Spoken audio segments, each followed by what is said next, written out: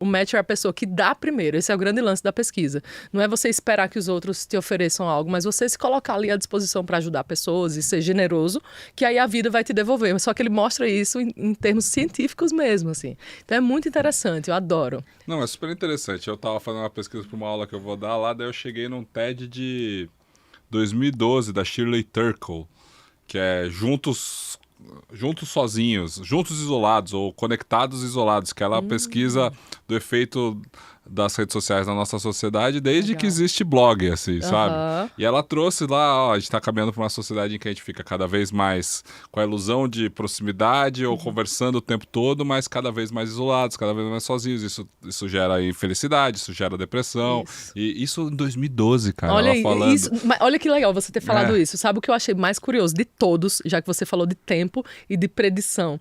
O do Bill Gates em 2015, falando do Covid. Nossa, aquele ali... Como pode? O cara, ele falou tudo o que a gente ia passar anos depois com Covid. Ele só não dá o nome Covid, mas toda a estatística que ele trouxe ali. Sim. Ele descreveu ali de uma forma, descreveu tudo o que a gente ia passar. Achei muito interessante. Não, tem muita coisa boa sempre.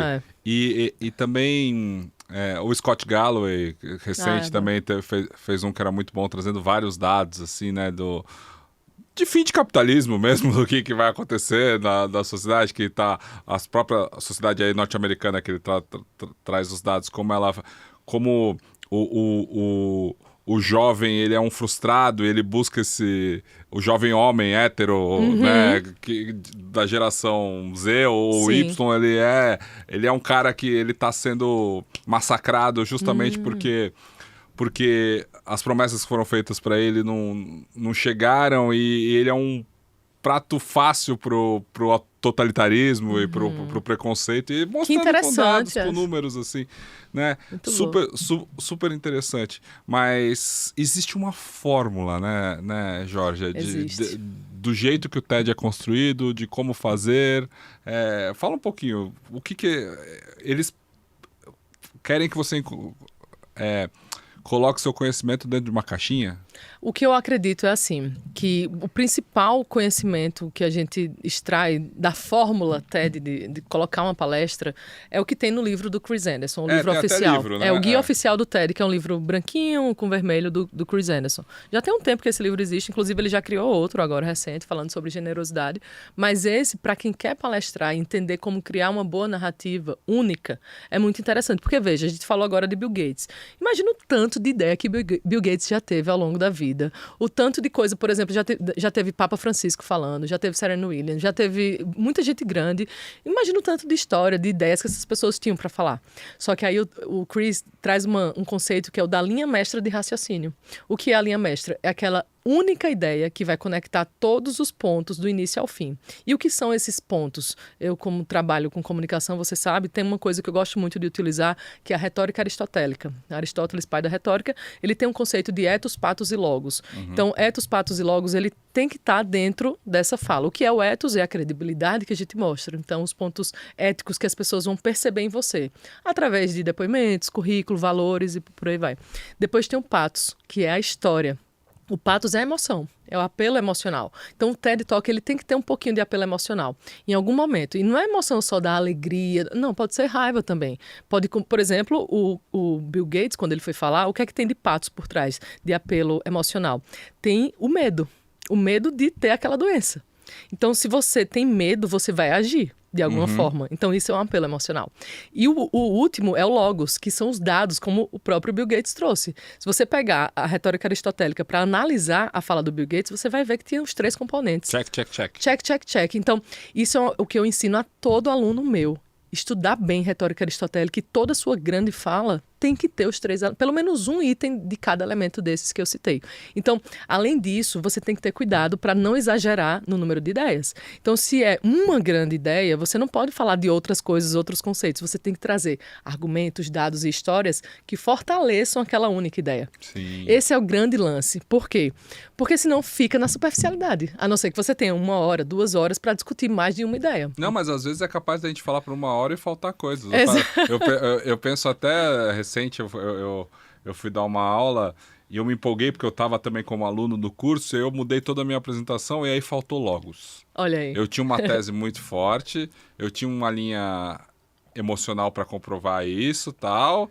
Só que daí na hora de organizar as ideias, às vezes falta a consistência factual daquilo, a consistência acadêmica às vezes. Sim, também importante. daquilo. Mas isso e os curadores que fazem esse trabalho? Fazem. Inclusive, eu toda vez que vou falar sobre uma boa curadoria, uma boa preparação, antes de te responder, eu vou citar uma palestra que eu assisti ano passado, que eu acho que vale a pena você analisar, ver o conteúdo e analisar o que tinha por trás. Porque em 5 minutos e 32, ela se chama Franziska, não vou lembrar o sobrenome, mas é Franziska com Z e com K. Ela fez o TED ano passado. Brasileira? Ela é americana, de Louisiana. Ela foi resolver um problema de erosão enorme que estava acontecendo lá, que estava diminuindo o tamanho de uma cidade de Nova York onde ela morava, assim. Estava sendo erodido e estava horrível a situação. Ela, como engenheira, ela começou a se questionar, porque tudo começa com questionamento. Por isso que é importante a gente se questionar e trazer o pensamento crítico. Tem o do Simon Sinek também. Ai, amo. Começa pelo porquê, eu lembro desse também. E é tão ótimo. atual ainda, não é? Sempre, Você vê, ele foi em 2014 e até hoje as pessoas usam a teoria do círculo dourado, inclusive a Apple usa até hoje, para falar bem, né? Começar com porquê. Não, mas são pessoas que construíram uma carreira a partir também da palestra que eles deram do TED, Não, né, e se você souber o tanto que ele cobra para palestrar hoje em dia, não é brincadeira. Ah, deve ser o quê? Nossa. $200 mil, sei 500 lá. mil dólares. 500 mil dólares é o budget. O último budget que eu soube dele era esse. Nossa. Então, e tudo foi por conta do TED que ele fez, sem dúvida. E o TED que ele fez foi bem acadêmico. Ele fez, acredito que foi numa universidade, com um quadrinho, assim, não estava nem tão bonito visualmente o lugar, mas foi um dos mais vistos da história. Brené Brown também foi a mesma coisa. Então, ficou super conhecido, fez carreira a partir disso. E o que é interessante, de novo, a Brené Brown ela não queria fazer. Foi que nem essa pessoa que eu citei agora, que nem sabia o que era TED direito. A Brené Brown não queria, ela estava super tímida. Ela fala sobre isso. Então, ela não queria fazer, o marido ajudou e tal.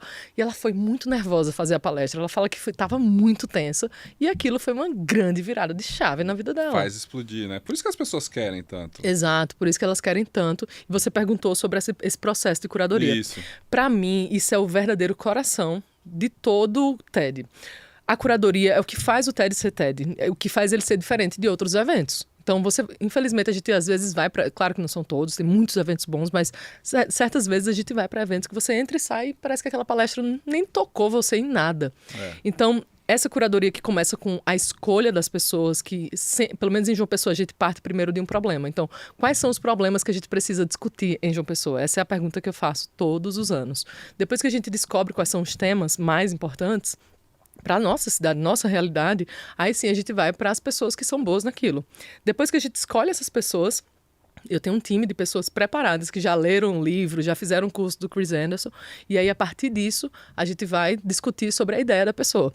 Quando a gente decide qual é a ideia, a gente parte para o texto escrito e depois para a forma, que vem a oratória. Certo. Então tem todo esse processo e tem o famoso tapete vermelho do TED, que é um tapetinho redondo, vermelho, eu falo que é mágico. Eu falo que é mágico, Pedro, porque eu gosto muito de entender como as coisas surgiram. Eu não sei tudo sobre como surgiu o TED em relação a quem eram todos que estavam nas reuniões e tal.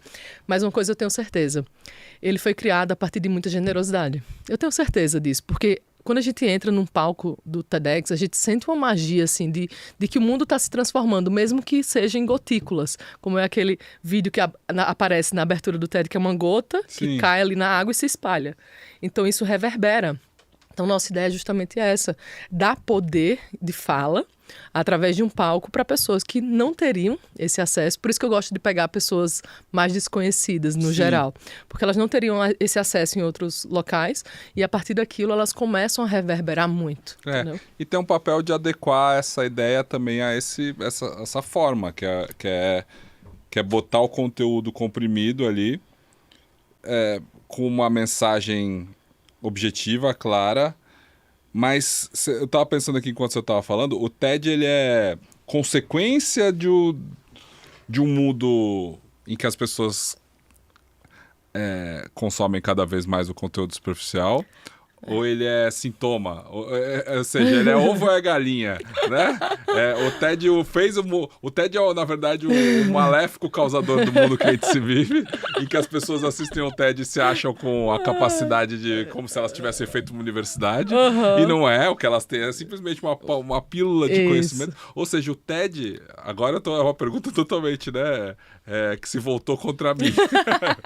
Mas é assim, Mas o TED é benéfico, ele é benéfico ou ele é maléfico nesse sentido?